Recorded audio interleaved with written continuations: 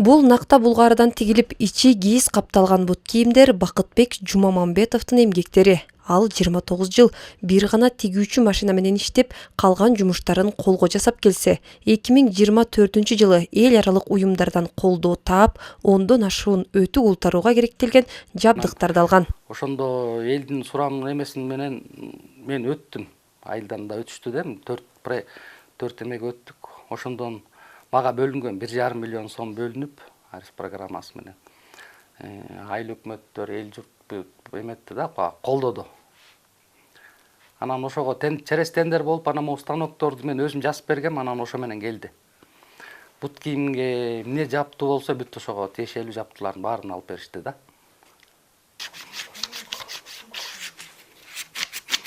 Бир бут кийимди жасаш үчүн 2 күн убакыт кетет. Алгач булгарына өлчөмүнө жараша кесип алып, кардардын табитине жараша боосун жана кооздугун чет, ичин кийиз менен каптап, кошумча майда жумуштары бүткөн соң 6 саат таманга жабыштырылат.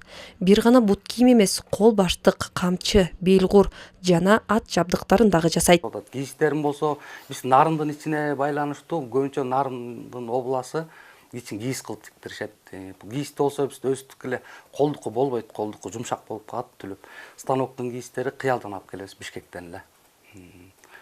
Болору, солору бүт эле Бишкектен өзүбүздүн магазин бар. Эмеде Бишкекте.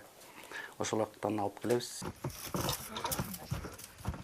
Муну менен катар каармандын жубайы Чынара Садыбакасова да 2023-жылы социалдык келишим аркылуу 100 000 сом алып 8 баш кой алган. Быйыл төлү көбөйүп, үй бүлөлүк киришиге салым кошууда.